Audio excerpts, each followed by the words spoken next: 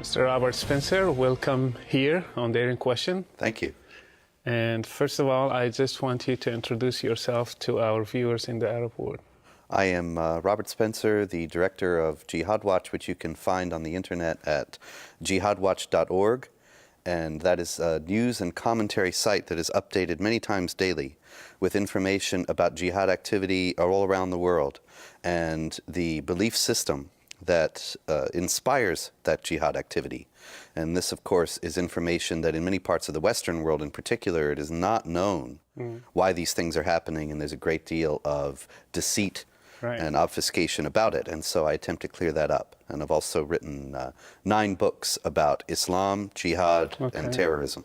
Okay, can you introduce some of your books to the viewers so they can get familiar with the content? Certainly. I wrote a biography of the Prophet of Islam, The Truth About Muhammad, which was based on the earliest biographies of Muhammad that were written by Muslims, primarily that of Ibn Ishaq through the recension of Ibn Hisham and Ibn Sa'd.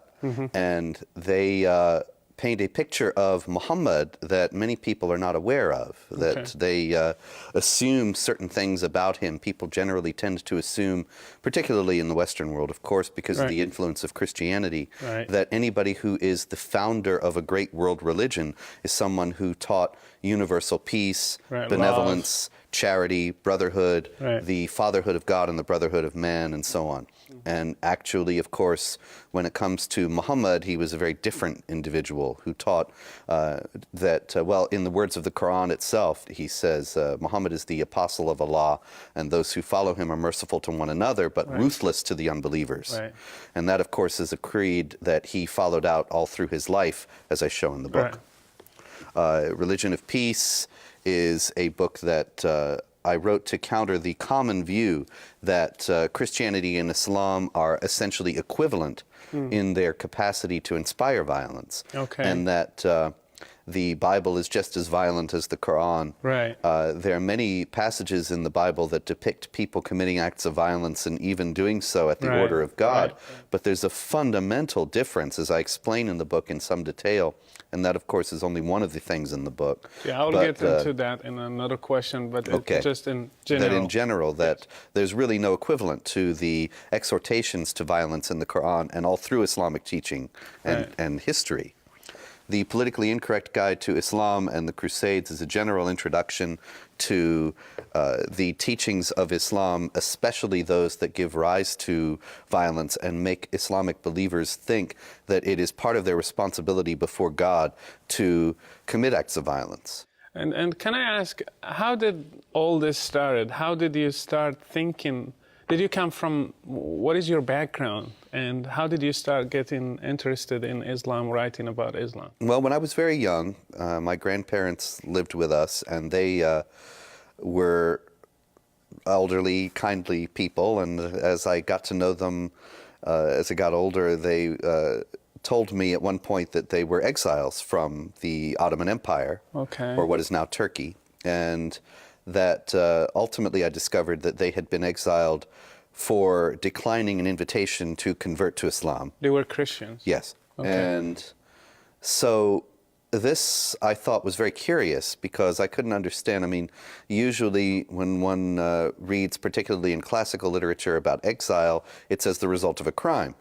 And so I didn't understand how it could be that one's choice in conscience, one's decision in conscience to follow one religion or another could be the subject of exile. And so I was fascinated by that, and also by the whole culture and environment that would give rise to that kind of thinking.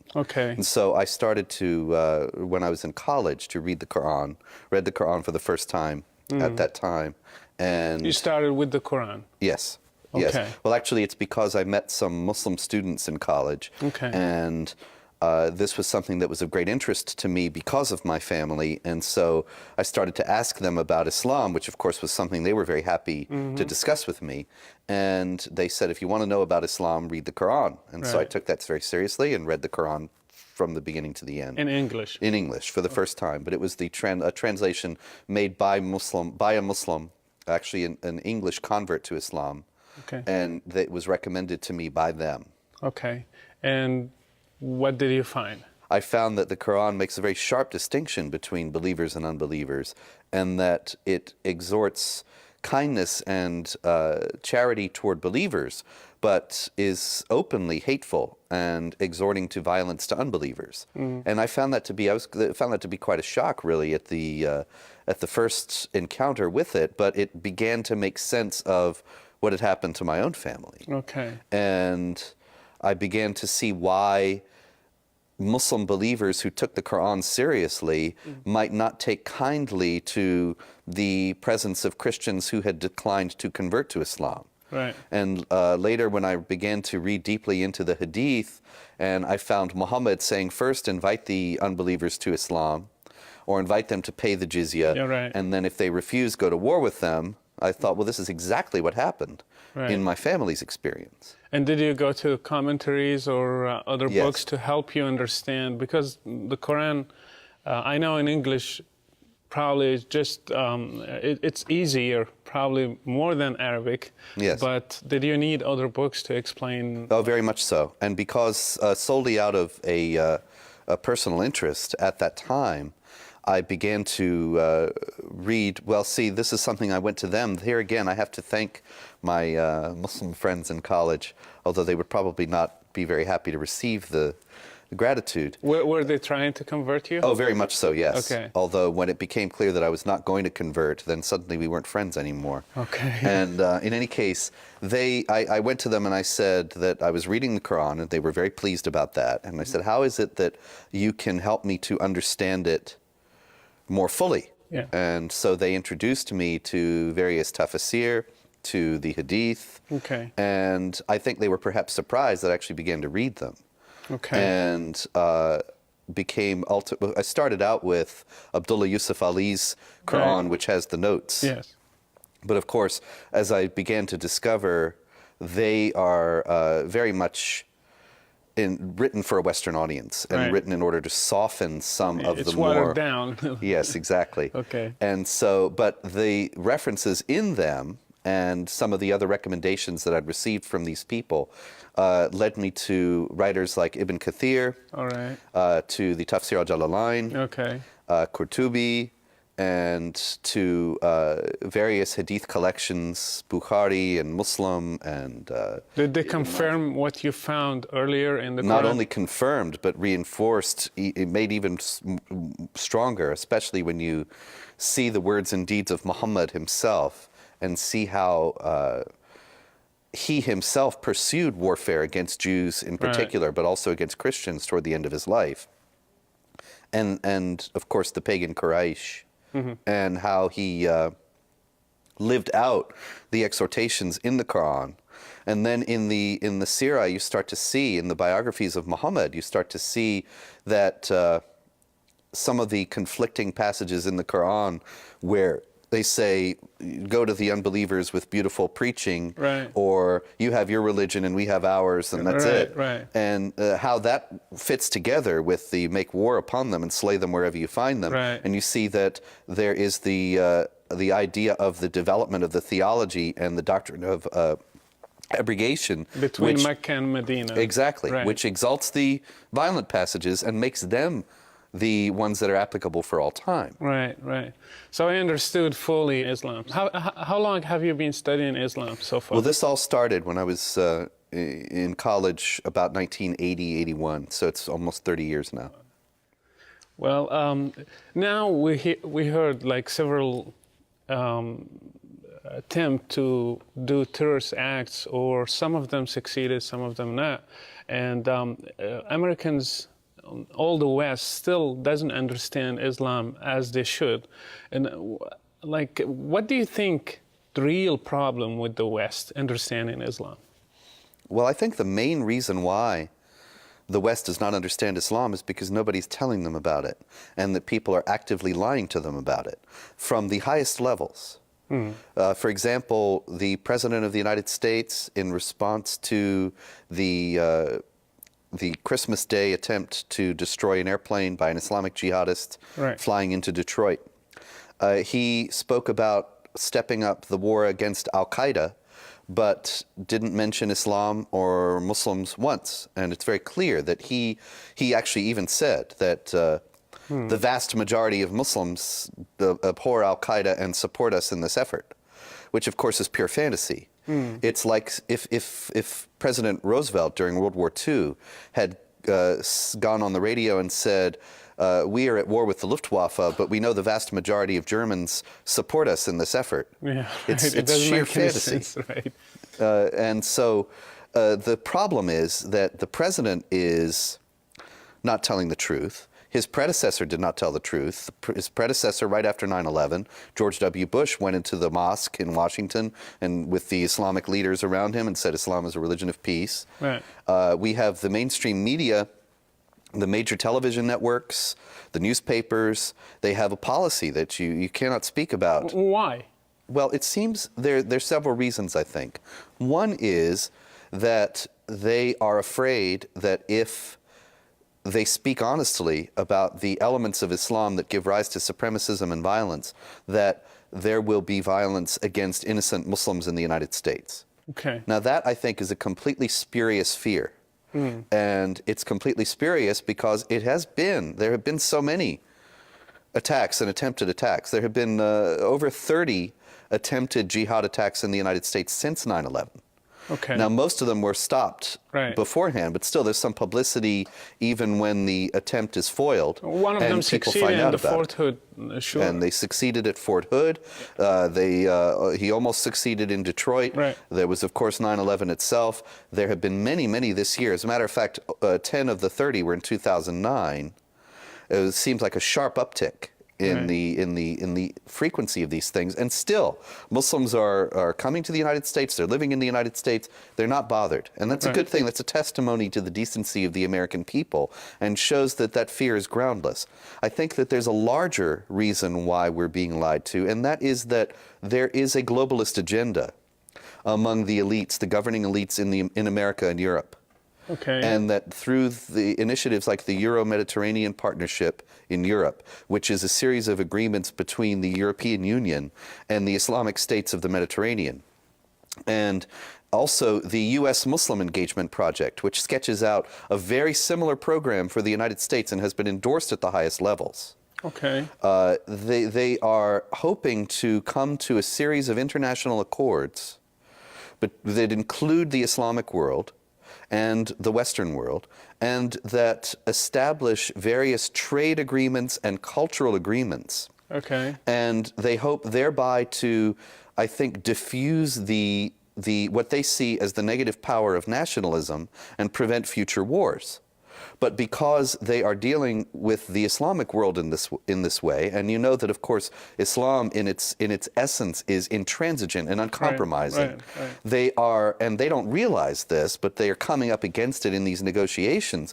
They are having to make various concessions to Islamic demands. Right. And this will lead to the advance of Islam in the West, but also it had induced them to adopt some of the classic strictures of Sharia, of Islamic law, in dealing with the Islamic world. And so they don't speak ill of Allah or Muhammad. Right. They don't speak ill of Islam. And that means, because the Organization of the Islamic Conference has made sure that it means, that they do not speak about the Islamic roots of modern terrorist activity. Why do they do, like, they can criticize Christianity, and I have seen several shows that attack Christianity on the media, and they don't do the same thing about Islam. Why this double standards? Well, I think that the simplest answer to that is that Christianity is not the same kind of global political force today that Islam is. Okay. And that they therefore do not believe that they need to make the same kind of accommodation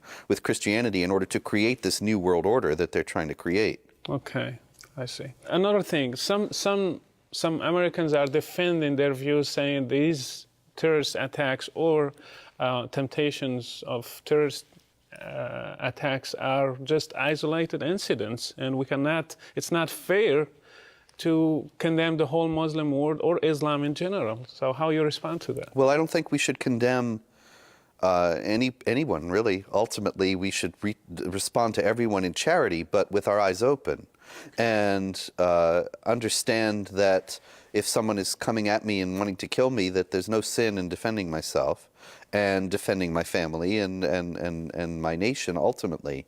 The president himself said that the Flight 253 bomber in Detroit was an isolated extremist, but in reality he does have numerous ties to Islamic jihadists. And the problem here is that not to condemn individuals, or particularly Muslims who are not involved in this, but to understand that those who are involved in it are working from Islamic theological principles. They are working from the teachings of the Quran.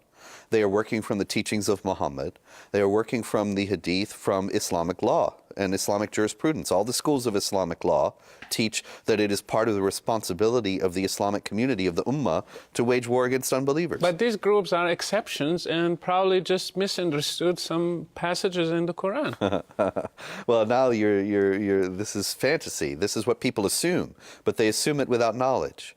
Okay. Because actually, see, I would say, if I'm not a Muslim and I've read the Quran, then I'm not going to presume to understand it. I'm not going to presume to interpret it of myself. Right. And so what I did in my own experience was I went to see how Muslims themselves understood it. Right. And so I discovered in the first place that it's mainstream, traditional Islamic theology that is held essentially universally by Muslims, that the violent passages supersede the peaceful ones. Right. And there is no school of Islamic jurisprudence anywhere in the world that does not teach the necessity for Muslims to wage war against unbelievers. Okay. And so it's not either an isolated group of people who have twisted the religion, it's the mainstream teaching of the religion.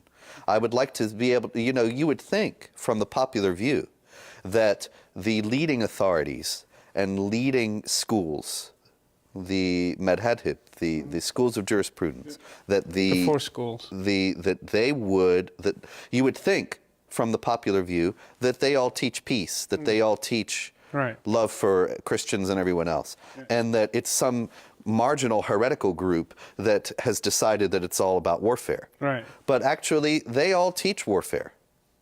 They all teach that it is the responsibility of the Ummah to make war against Jews and Christians and Zoroastrians until they become Muslim or pay the jizya, which is based on the Quran, chapter 9, verse 29. Right. Fight against the Jews and Christians, fight against the people of the book until they pay the jizya with willing submission and feel themselves subdued. Right. So you have this as a responsibility of the Muslims. Not every Muslim is going to put that into practice, but actually those that are not putting it into practice are the ones who are at variance with the mainstream teaching.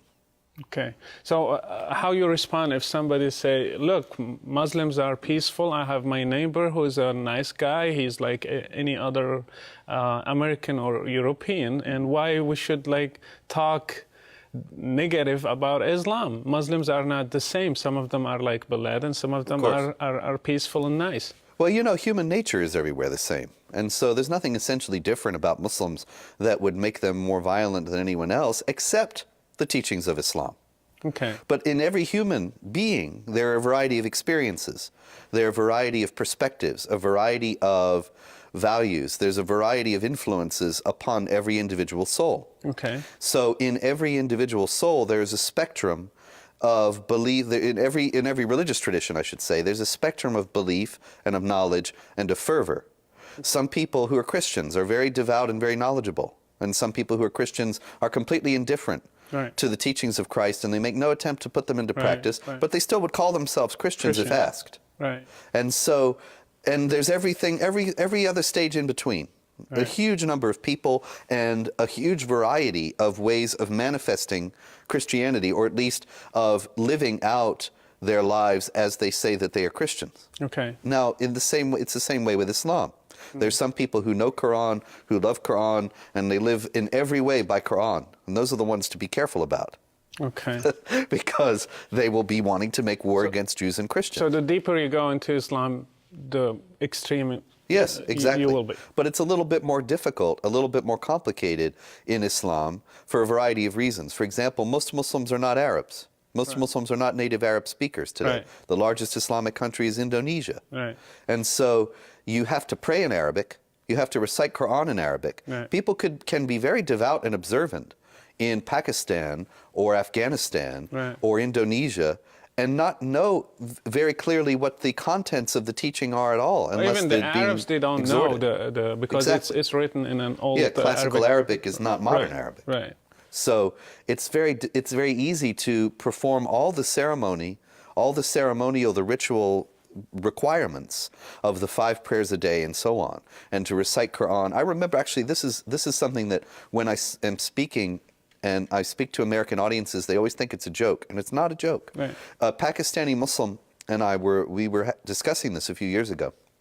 And he said to me very seriously, he said, I am very proud of my religion, and I have memorized almost all of the Quran. And one day I plan to get one of those translations and find out what it means. I'm not surprised. Yeah, and so if the local imam, if the local teachers are not exhorting people like that to warfare, then they might not have any idea that these things are elements of Islam at all. Right. And yet be very religious, very observant, very devout. Right. Some Muslims compare the violence in the Quran to the violence in the Old Testament. They say, look, it's all the same. So if you're going to condemn the violence in the Quran, why you don't condemn the Old Testament with the same measure? There are several aspects to that. One is that there are no Jewish or Christian exegetes. There are no Jewish or Christian scholars ever who have ever read the book of Joshua and said, you see, the prophet, he cleared out these cities, and so therefore we must do the same thing and fight against our enemies in the same way. In other words, no one has ever, no Jew or Christian has ever taken those passages as meaning that these are instructions for the way he should behave as a believer today. Right. The passages in the Old Testament that are violent are descriptive rather than prescriptive. In other words, they describe various things that were done by various prophets, and it's been problematic for Jewish and Christian scholars all through history as to how God could order that kind of thing. Generally, they have understood the passages in a spiritual way as parables in a certain sense for fighting against sin in one's soul. But never have they understood them as instructions, whereas in the Quran, the believers are ordered by God to make war against the unbelievers. Okay. And this is a prescription, in other words, not just a description of somebody doing something that is not necessarily to be imitated. Right. And so that's one of the most important differences. Also, of course, for Christians, the New Testament comes after the Old. And so I've had so many Muslims say, how can you condemn the practice of stoning when stoning is prescribed in the Old Testament? Torah, and I say, well, I can condemn it because in the 8th chapter of the Gospel of John, the Lord Jesus condemns it. And essentially, and says that makes it impossible by setting a standard that no one can live up to in order to carry it out. Okay. And so we, as Christians, read the Old Testament in light of the New, and that changes our understanding of it to a tremendous degree. But it also must be said that even in the rabbinic tradition in Judaism, these passages have been spiritualized, and there is no tradition in anywhere that takes them as literal instructions. And so in the Islamic tradition, unfortunately, there is no such tradition anywhere of the spiritualizing of Quranic passages that exhort to violence, or any blunting of their force, their literal force, to incite the believers to commit violence. So you see it different. It's not the same kind of violence. Exactly. And some Muslims are trying to defend Islam, saying that, look at these attacks are carried against UK, United States, countries who have wars against Muslim countries. So they brought it upon themselves rather than it's coming from Islam. It's just a reaction to what the United States is doing in the Middle East and other countries and what UK is doing in the Middle East. And how you respond to that? Well, the problem is, before the US was doing anything in the Middle East, before the UK was doing anything in the Middle East, there was jihad. Okay. And there was jihad against the West. There was jihad against Christian Europe. The Ottomans were in Vienna in 1683. And that was the high point of their advance into Europe. Right. But they weren't reacting to U.S. policy. There was no U.S. Right. The reality is that all the jihads today are defensive. It's true. And that's a function of Islamic theology. Right. Because in Islamic law, only the caliph can declare offensive jihad. Right. And there is no caliph, not since 1924 when the Right. Turkish government abolished the office. Right. And so there is no one authorized in the Islamic world to declare offensive jihad against non-Muslims. Okay. And so the jihadis have an obligation, if they want to portray their jihad as correct Islamically, they have to portray it as defensive. Because defensive jihad, you need no approval for, you need no permission for. Right. It becomes the obligation of every individual Muslim as soon as an Islamic land is attacked. Right. So the grievance theater that we see in the Islamic world, the complaining about various atrocities of the West, the endless complaint, whining about what Israel has done or what the United States has done or what the UK has done, it really has a purpose, and that is to justify the jihads from a theological standpoint within Islam. Okay. But it is incorrect to say that if the West were to stop doing these things, then the jihad would cease. So you see it as excuses used by terrorists to like kind of propaganda of their Yes. jihad strategy Oh, yes. among Muslims? Yes, quite so. And the pretexts always shift, but the jihad remains. Okay. If Israel were to cease to exist tomorrow, they would wage jihad against Spain and find provocation to do Right. so. If the United States were to withdraw all its troops from the whole world tomorrow, Right. they would find some other offense somehow Okay. and continue to wage jihad, because jihad is a responsibility for Muslims. And so it's not something that is going to end. And ultimately, there are many attempts to restore the caliphate. Right. Even Mullah Omar was named the caliph in Afghanistan in Right. 1996. Right. And not many people recognize him as such. But if someone were to grow more powerful than he is, then it's possible he could attract that kind of following and then declare an offensive jihad. Right. And here, if we're talking about Muslims in the West, do you have any statistics about, at least in the U.S., how many Muslims you have? There's a great deal of controversy about that. The Islamic advocacy groups in the United States, which are linked to the Muslim Brotherhood, they tend to exaggerate the numbers to a tremendous degree. Okay. And so they try to exaggerate the political power of Islam in the United States by saying there's 7 million Muslims in the United States, 9 million Muslims, and so on. The reality is much different. The Pew Research Center, which is a survey, a group that has conducted a number of very illuminating and important surveys among Muslims in the United States and around the world, they estimate 2.3 million Muslims in the United States. Okay. But it's very interesting to note that nobody ever asks or cares how many Buddhists there are in the United States.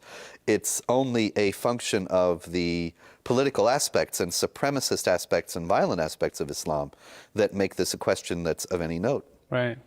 And do we have any statistics about converts every year, like people who convert to Islam from Americans? No, that's also unclear, because here again it's wildly exaggerated. Okay. There are stories of converts to Islam.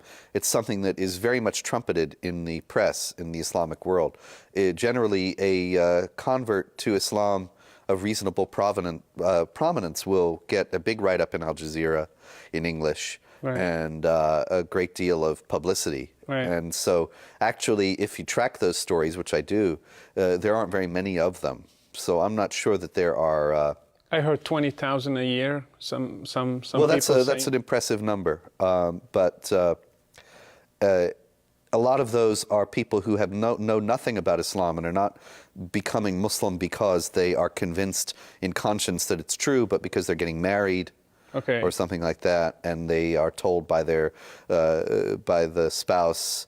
I mean, generally, it's a woman, because it's Why women?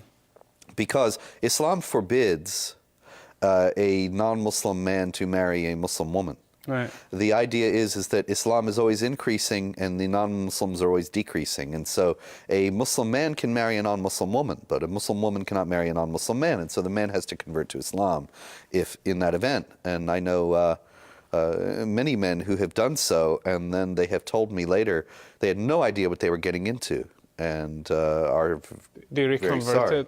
Some of them have. I actually know some of them who it's a sad thing to say, but American-born American people who have lived all their lives in the United States, but they met here a Malaysian or an Indonesian or a Pakistani woman, and they convert to Islam and get married. Right. And then they find out about Islam and become disenchanted, but they also find out they can't leave. And so I know several men who are Get stuck. outwardly Muslim. They don't feel free enough or safe enough to declare that they're no longer Muslim, Right. because they're in touch with even the immigrant communities in the United States would threaten their lives. Do you think money is used in spreading Islam in the United States, especially from countries like Saudi Arabia and others? Yes, very much so. Absolutely. In many ways. The Saudis, in the first place, are spending millions of dollars to spread Islam. And so they have been underwriting proselytizing efforts, building mosques, underwriting efforts to convert people to Islam in prisons. Right. And that's one way they're spending money. But also, when you convert to Islam in that kind of context, it may be that you will find a very willing support network that will suddenly be taking care of maybe some financial difficulties that you have and some other kinds of difficulties. Right. And these things are great incentives, of course, for people. You mentioned prisons, and I read statistics about American inmates in American prisons. They say 20% of them are Muslims. And so why prisons? I think that one of the main reasons why there's so much targeting of American prisoners and attempts to convert them to Islam is because there you have a base of people that is already alienated from the society. And that is already, in many cases, violent. Right. And you can come to them and channel their alienation and violence and say, this is something that God blesses, that God wants. Right. God wants you to hate these people, and they are hateful. And God wants you to make war against them. So they give them a legitimate excuse. It legitimizes the things that landed them into prison in the first place. Right. There are some organizations in the United States like CARE and others are trying to follow the media and trying to see all kind of cases and file lawsuits against anybody who tried to say anything about Islam or try to do anything to any Muslim, even some funny cases at the airport. You remember some Muslims were praying and doing some suspicious acts and they were arrested. So CARE filed a lawsuit against the government in that case. So these organizations, what do you think their agenda in the United States? Oh, well, it's very clear, really. The Council on American Islamic Relations, or CARE, it is an organization that is in every sense trying to destroy American defenses against the jihad and to render it impossible in every way imaginable for Americans to resist the advance of Sharia and Islam in the United States. But it seems like a peaceful organization. It's a very clever organization, although perhaps not as clever as they may think. It is an organization that bills itself as a Muslim civil rights organization. And unfortunately, one of the main causes, the main sources of its power is that the mainstream media, for reasons of its own, universally goes to CARE for quotations about Islam, for quotations about comments on various stories regarding Muslims, and never does it identify CARE as anything but a Muslim civil rights organization. Never. And yet, there are many things that are indicative of what CARE is really about. In the first place, it has been named by the Justice Department as an unindicted co-conspirator in the Holy Land Foundation Islamic charity case, the Holy Land Foundation was, a few years ago, the largest Muslim charity in the United States. Right. It has since been shut down because it was funneling the charitable funds to Hamas, the Islamic resistance movement in Israel, Right. that is listed on the State Department's list of terrorist groups. And of course, it's illegal to give money to terrorist groups, so Holy Land was shut down. CARE had a button right after 9/11 on its website saying, help the victims of 9/11, and you would click and give money, and the money went to the Holy Land Foundation and to Hamas. And that wasn't enough reason to shut them down or something to take legal action against them? To take legal action against CARE? The CARE is being investigated right now by the FBI. The outcome of that investigation is not yet determined, and I would hope they will be shut down eventually, and I think they will. But they've been given a free pass for a very long time, and great influence and access at the highest levels in Washington because of ignorance about Islam, political correctness, and fear. They have several offices in all United States. Where yes. did they get the money from? They have received funds from the Saudis in the past. Okay. There are some indications that that is not a steady stream. There was a young man who converted to Islam and became an intern at CARE, and he was actually just gathering information, and he wrote a book, Muslim Mafia, Right. which came out a few months ago, and he found that they actually were having money difficulties and not being able to get a reliable source of income from the Saudis, but they have received money from the Saudis for particular initiatives in the past. Several of their officials have been arrested for various terrorism-related activities. Several of their officials also have made statements about how they want to see Islam become the only government in America, the Quran the only law of the land. And so it's really very clear when you look at it what this organization is all about. But most people don't seem interested in looking at it, and they still continue to wield great influence. Are you worried that United States will become like UK in the future? Yes. I think that what we see happening in Britain today is what will happen in the United States tomorrow. And what is happening in Britain today is an increasingly restive and assertive Islamic minority that is demanding more and more concessions from the British for the particularities of Islamic practice, and is openly proclaiming that ultimately Britain will become an Islamic state. Right. And we will see that in the United States. We're already seeing a great deal more of that kind of thing, that kind of assertiveness and insistence that Americans must make special accommodations for Islamic law. And so there's only going to be more of it because nobody in authority seems interested in stopping it. And what is the solution? Well, I think the main thing we need to do is recognize what's happening. And to understand, for example, that when there are these controversies, like I can tell you last year, there was a controversy in meatpacking plants in Nebraska and Colorado. And the Muslim workers in both walked off the job and refused to work until they got special break times for Islamic prayers. Right. Now, this was granted because the Equal Employment Opportunity Commission mandates that employers have to make special accommodation for particular religious practices. Right. So they got it. They got what they wanted. Right. But then something happened that no one expected. And that was that the non-Muslim employees in both plants protested and said, now you have set this up so that you're discriminating against us, because instead of everyone being treated equally and having the same break times, now they have this special break time we don't have, and we have to work harder to make up for them. Right. And so, in other words, the Muslims have been established in those meatpacking plants as a privileged class that has rights beyond those of the non-Muslims, which is exactly what's mandated by Islamic law, and exactly the agenda of the Muslim Brotherhood in the West to establish that.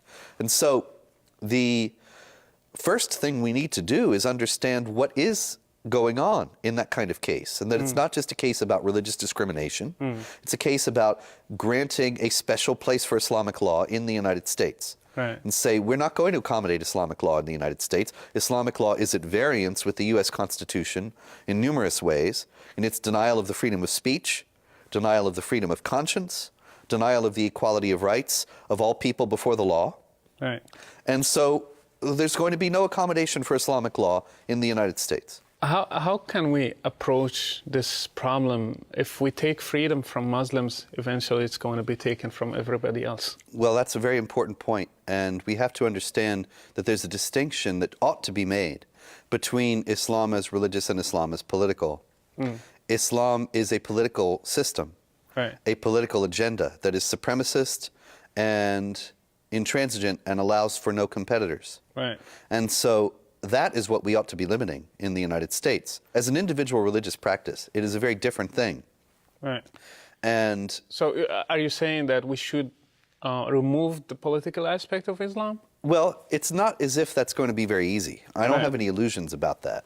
But if we were, I think that we would be able to, in the United States, take much more effective action against political Islam if we acknowledge that there is political Islam and restrict it on the basis of the fact that it is incompatible with the U.S. Constitution, while doing nothing to impede individual Muslim religious practice. You want to pray 5 times a day, pray 5 times a day. However, if you want to take a job that requires you to be on the job at a time of prayer, then you have to pray some other time or get a different job. Don't expect there to be special privileges for Muslims that other people do not have. And as far as political Islam goes, insofar as it's incompatible with the U.S. Constitution, it should not be welcome here. After World War II, the United States occupied Japan for 8 years.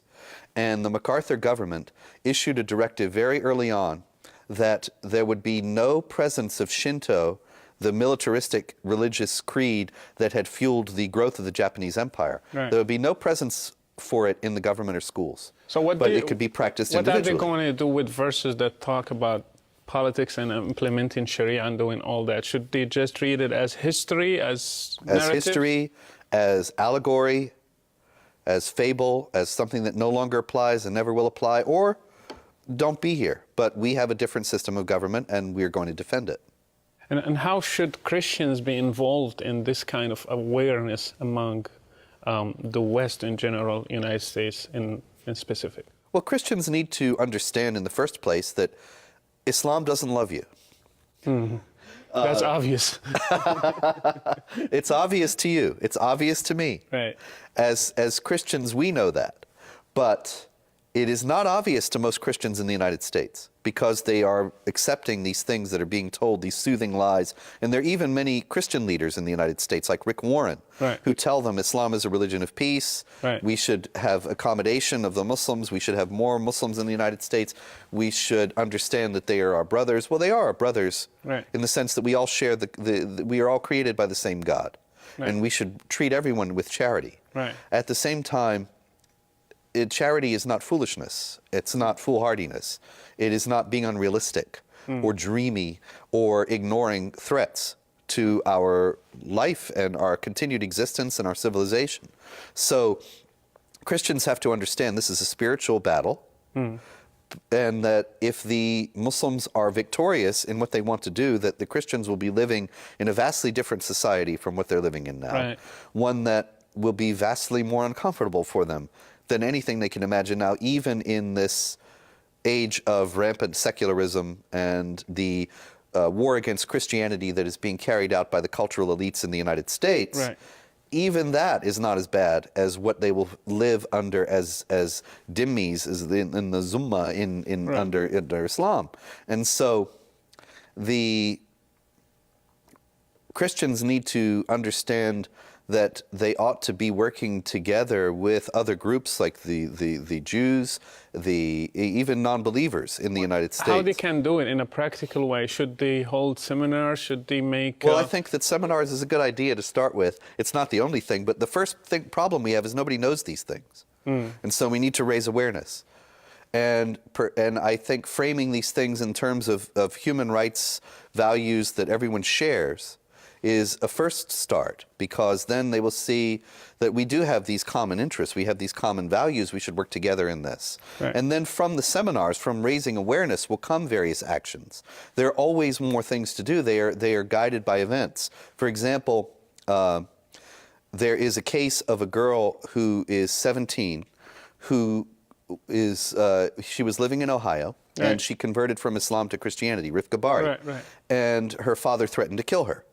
In complete accord with Islamic law about what you do with an apostate.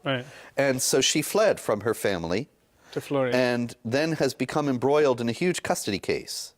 Now, I, knowing this, and my colleague Pamela Geller of Atlas Shrugs, the website online, atlasshrugs.com, saw this and thought, well, this is an issue of conscience.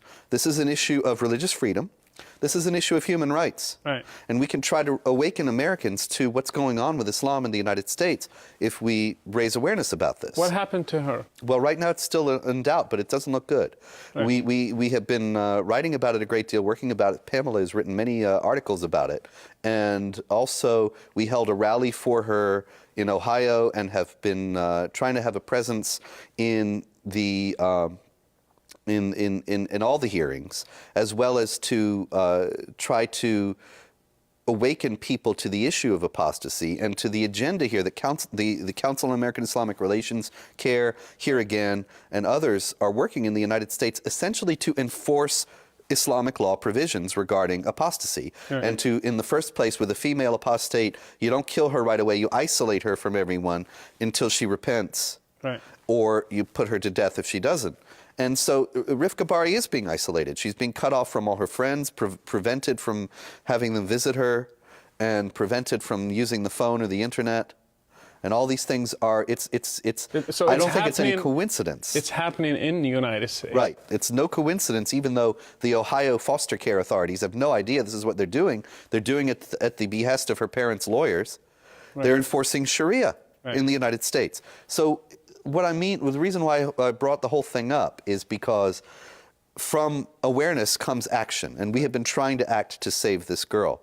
It's very difficult because her lawyers themselves don't have any idea about apostasy. They don't realize that the opposition is playing the game all about Islam and about apostasy, but they don't even realize that. They think Islam is a religion of peace and there's nothing to it, so they're ruining their own case. Right.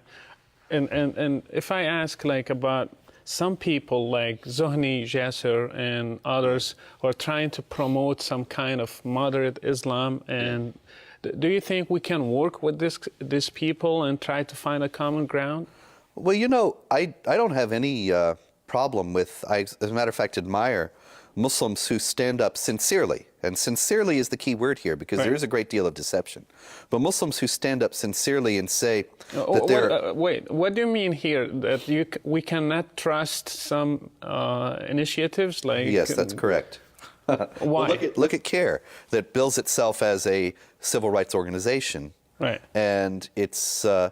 anything but. It's an arm of the Muslim Brotherhood in the United States. So it's a kind of taqiyya, like hiding under another face, and yeah, the Quran. No, it's in the Hadith.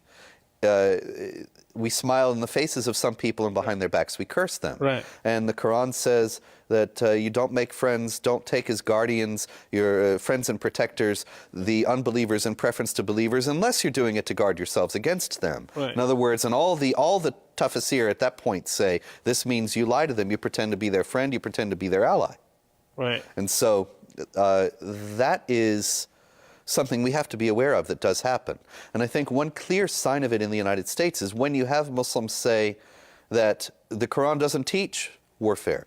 Muhammad was a man of peace. The Quran does not teach violence. Then they go inside the mosque and they give another message. If I know if they're lying to me and I hear that, then I don't believe anything they say when they say that they're all about peace. What about those who are sincere? Well, those who are sincere, I think you will find they will say, like my late friend Tashbi Sayyid, he did say that there were aspects of the Quranic teaching, aspects of Muhammad's teaching that had to be rejected because they did exhort to violence and warfare. Now, he was trying, and I'm not sure that the effort is going to be successful. How can he adjust both of them, like rejecting some verses and staying as a Muslim? Well, this is problematic. Right. You know, you certainly have to reject the literal understanding of the Quran, especially when it says Muhammad is the excellent example of conduct, and when it says this is the book not to be questioned, and so on. And then one would say, certainly the jihadis and traditional Islam, they would say, well, now you're not a Muslim, and you've departed from Islam. Right. The main thing, I think, to understand about these people is that however admirably they may be working, however sincere they might be, however they might be trying to do something that we may see as impossible or as very difficult, even though they are continuing the effort out of a sincere attempt to try to salvage this. The problem is that they have no following. Zuhdi Jasser does not have any significant following in So the Islamic they are not world. going to succeed, in your opinion? No, there is no. Remember the Free Muslims and Kamal Nawash a few years ago, Right. and they got international publicity. There was huge excitement because they were the Free Muslims against terrorism, going to march against terrorism in Washington. 25 people showed up, and most of them were not Muslims. So Muslims are not interested in marching against terrorism. You never saw it. Right. We saw marches against the cartoons Right. and riots and innocent people being killed for cartoons. We saw innocent people being killed and riots because the Pope of Rome said something. We saw riots about a teddy bear Right. in North Africa. Right. We've never seen anybody demonstrating against Osama bin Laden. They only are upset about Al-Qaeda when they kill Muslims, because you cannot kill a fellow Muslim. Right. And so there were demonstrations in Jordan when they blew up a hotel in Jordan and there were a lot of Muslims killed. Right. But there's never been a demonstration about killing non-Muslims. Never. And what about Americans who are trying, like, I have a book here, A Deadly Misunderstanding by Mark Seligender. Siljander, yeah, he was a congressman. Right, and he's trying in like, I can say, strange way to find a common ground with Muslims. What do you think about these attempts? I think that it's a deadly naivete. It's a deadly foolishness that Mark Siljander evidently does not know or does not care about the aspects of Islam that would subjugate him and his family.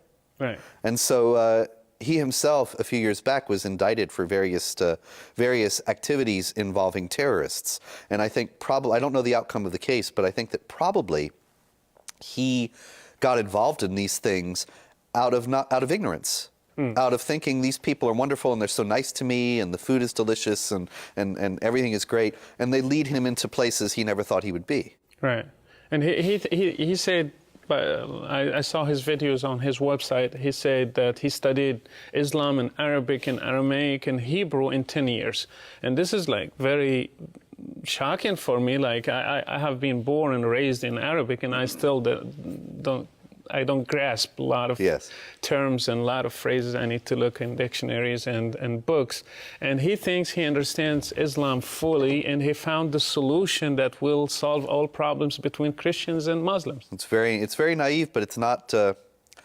He's not alone. You know, the talk show host Glenn Beck, the news show host Glenn Beck, he wrote a few years back, I have read the Quran, the entire Quran, and I can tell you that I know Islam is a religion of peace. Right. So I think, well, maybe he read it with his eyes closed, and maybe Siljander studied Arabic in the same kind of way. Right.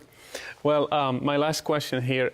We do a weekly live show to challenge Muslims and preach the gospel to them and change their way of thinking and their Islamic ideas and all this. What do you think us as former Muslims can do in the other side of the world trying to change the way Muslims think?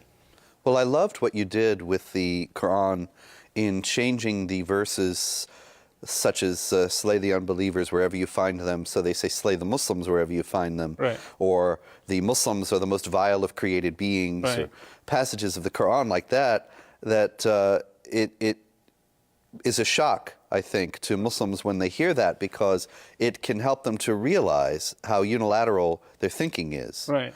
There is, of course, as you well know, the dichotomy between the believer and the unbeliever is so strong in Islam that they don't see any contradiction when they say, well, the Swiss have banned minarets. Not even mosques, just minarets. Right. And that's terrible, and we have to protest, and we have to get them to stop it. But no, there can't be a church in Saudi Arabia. No.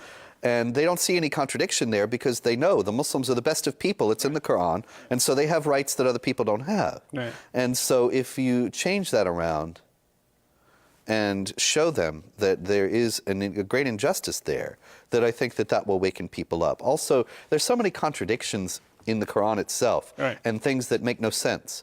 Muhammad, for example, in the 10th surah is exhorted, he says, if you're in doubt, Allah says to him, right. If you're in doubt about what we're revealing to you, go to the Jews and Christians. Right. And so you go to the Jews and Christians, and they don't confirm it. And so as a result of that, the Islamic theologians have elaborated the idea that the Jews and Christians have corrupted their scriptures. Right. Well, okay, then where are the uncorrupted copies that Allah was telling Muhammad to go find? They must have existed in the 7th century, or he wouldn't have told him to go find them. Right. So where are they? Right. Well, I just want to clarify my question.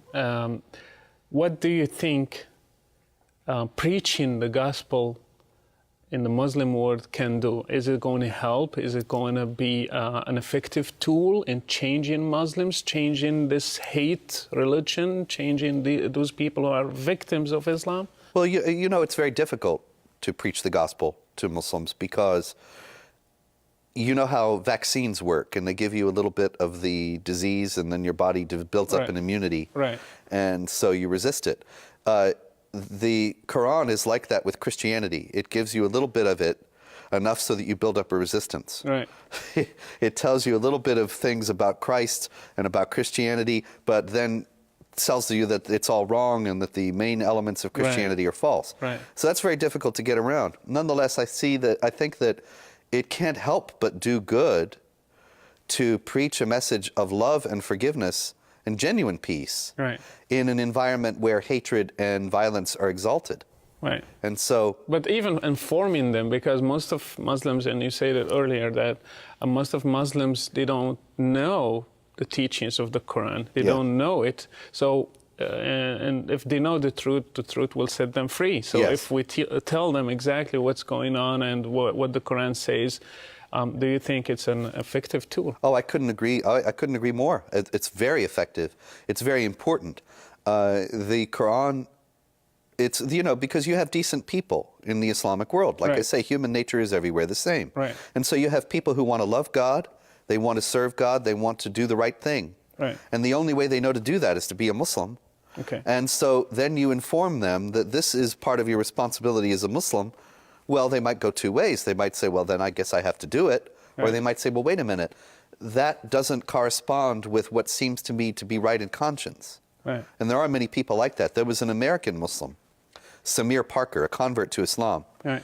And he wrote a lengthy, on a website, he wrote a lengthy refutation of everything in my books and saying, see, the Quran is actually peaceful, Islam is actually peaceful, and you're just making things worse by saying that it's not. Right. And then, after many months and no contact with me, he erased all that from his website, and he wrote an apology to Spencer on his website, which shocked me considerably. And he said, I realize that you're right about Islam, and I'm leaving Islam. Wow. And he's dropped out of sight because, of course, now he's in danger. And I wish him all the best and hope that he's well. But the difficulty there is obviously that now there's a price on his head. Now he's under the death sentence. But the thing is that he was an honest man. Right. He had to acknowledge ultimately this is what the Quran says. Right. This is what Muhammad teaches. And then as a human being, he couldn't go with that. I forgot to ask you one question. It was your name was mentioned by Al-Qaeda, especially by Adam Gedhan. Yes, hello, Adam. So, what do you think? Why that you were significant, or like you were so important that you were mentioned by Al-Qaeda? Well, I was very surprised by that, and I would doubt that Zawahiri or any of the other ones know who I am. Because they don't read English. Right, but Adam does, because Adam's an American. Right. And so Adam, I think, is more knowledgeable about, is this right, Adam? I think that he's more knowledgeable about the American writers about Islam than other people in Al-Qaeda. And so it was, I was honored in a certain sense that he's noticed my work, and I hope he's continued to keep up with it. And I look forward to his leaving Al-Qaeda, and of course he'll have to do some jail time, I'm afraid, because he's been charged with treason. Right. But in any case, I look forward to his repentance. Thank you so much for being with us. And thank you. Wish you all the best. You too. Thank you. God bless you. You too.